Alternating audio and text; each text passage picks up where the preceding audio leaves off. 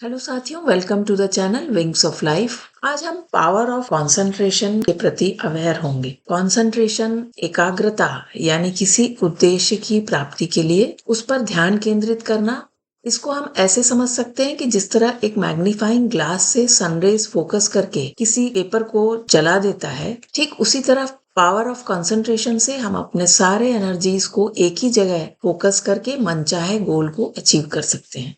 यूं तो हम सभी जानते हैं कि एक कामयाब इंसान बनने के लिए कंसंट्रेशन एकाग्रता का क्या रोल होता है। इसको मूर्तिकार द्वारा मूर्ति बनाने या चित्रकार द्वारा चित्र बनाते समय उनकी जो मनस्थिति होती है उससे समझ सकते हैं।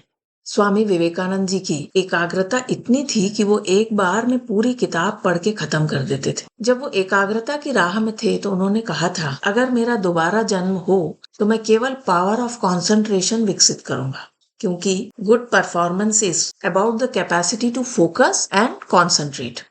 हम सभी जानते हैं कि जब हम सेम रास्ते से रोज ड्राइव करके जाते हैं, हमारा अटेंशन बहुत देर तक ड्राइविंग पर नहीं होता, फिर भी हम अपने डेस्टिनेशन तक पहुंच जाते हैं। ऐसा माना गया है कि हर 8 से 10 मिनट में हमारा अटेंशन चेंज होता रहता है। ये अलग अलग जगहों पे चला जाता है। लगातार लंबे समय तक अटेंशन एक जगह पर होना एक चैलेंज है, खासकर आज के समय में जब हम सभी गैजेट्स में व्यस्त रहते हैं, जिससे काफी डिस्ट्रैक्शन होता है। खासकर बच्चों का डिस्ट्रैक्शन, हमारी ये चिंता होती है कि हम किस तरह इनका अटेंशन स्पैन बढ़ाएं और डिस्ट्रैक्शन कम करें। तो यहाँ पर कुछ टिप्स हैं, इनमें से कुछ तो हम सभी के लिए हैं। पहला टिप है क्यूरियोसिटी बनाए रखना। इसके लिए बच्चों को नए नए काम या उसी काम को नए तरीके से करने के लिए टास्क देने चाहिए, जिससे वो क्यूरियस बने रहेंगे। क्योंकि अगर कोई भी सेम टास्क रिपीटेडली करें तो वो एंटिसिपेट कर लेते हैं कि इसका आउटकम सेम होगा, then there will be no interest, and जहां इंटरेस्ट नहीं होगा वहां फोकस नहीं होगा। तो उन्हें ऐसे नए गेम्स की प्रैक्टिस कराना जिसमें ज्यादा फोकस की आवश्यकता हो। सेकेंड टिप है सेट अ टाइमर। इसमें किसी भी बड़े टास्क को छोटे छोटे चंक्स में डिवाइड करके उनमें टाइम फिक्स कर दें कि इतने समय में आपको ये खत्म करना है। तो टाइम लिमिट के कारण उनका फोकस बना रहेगा। थर्ड टिप है रिड्यूसिंग डिस्ट्रैक्शंस। सराउंडिंग एनवायरनमेंट में डिस्ट्रक्शन ना हो, इसका हमें ध्यान रखना है, इसको फिक्स करना है। Fourth tip is concentrate all your efforts on one definite chief aim. आजकल सबको ये गलत फहमी है कि मल्टीटास्किंग का जमाना है, जबकि हमारे ब्रेन में मल्टीटास्किंग की एबिलिटी होती ही नहीं है। So one task at A time, और अपने सारे एफर्ट उस पर लगा देना। नेपोलियन हिल की सेइंग है ना, the jack of all trades seldom is not good at any. तो किसी में आपको स्पेसिफिक स्किल अचीव करने के लिए एक ही एम बनाकर उस पर फोकस करना होगा।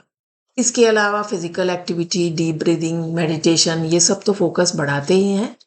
कुछ स्पेशल ऐसे एक्सरसाइजेस भी हैं जिससे आप अपने अटेंशन स्पैन को चेक भी कर सकते हैं, जिसे हम अलग वीडियो में देखेंगे। अब हम चलते हैं good parenting, spend the time और स्पॉइल द चाइल्ड के तहत कहानी की ओर। ये कहानी थोड़े बड़े बच्चे यानी समझदार बच्चों के लिए है। एक दिन एक योगी और उसका शिष्य शहर पहुंचते हैं, पर उनके पास पैसे तो थे नहीं। उन्हें खाना और सोने के लिए जगह तो चाहिए थी। शिष्य को चिंता होने लगी कि उनको भोजन भिक्षा लेकर और रात को खुली जगह में सोना होगा। उसने अपने गुरु से कहा, गुरुजी, यहाँ से कुछ दूर एक बड़ा पार्क है, हमें रात को इतनी ठंड में वहां सोना होगा।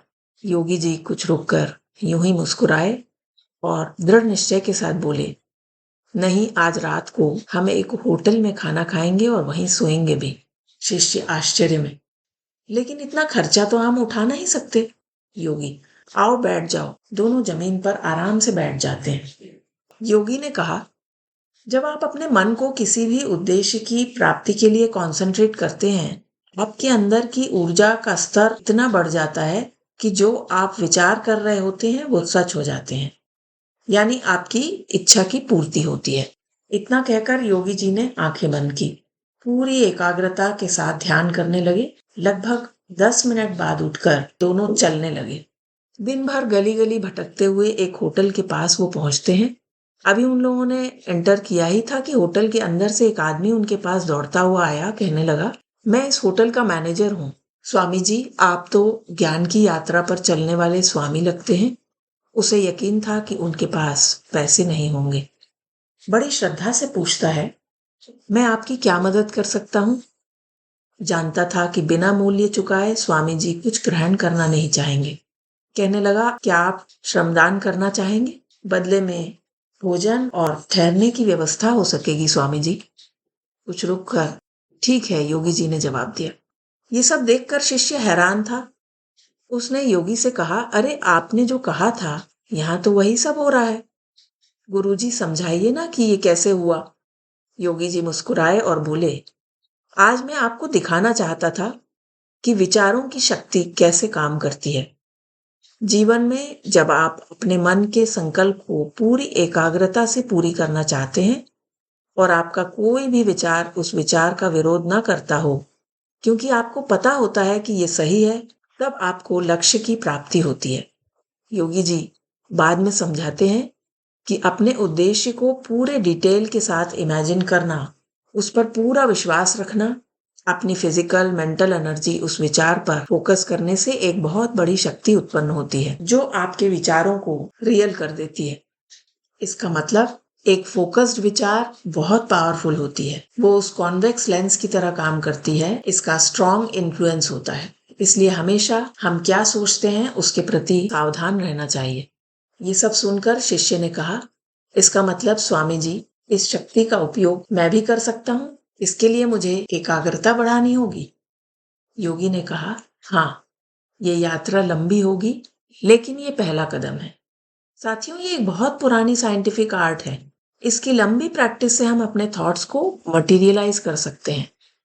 इसी तरह के कुछ पेरेंटिंग टिप्स और कहानियों से जुड़े रहने के लिए चैनल को सब्सक्राइब कर लें। Thank you.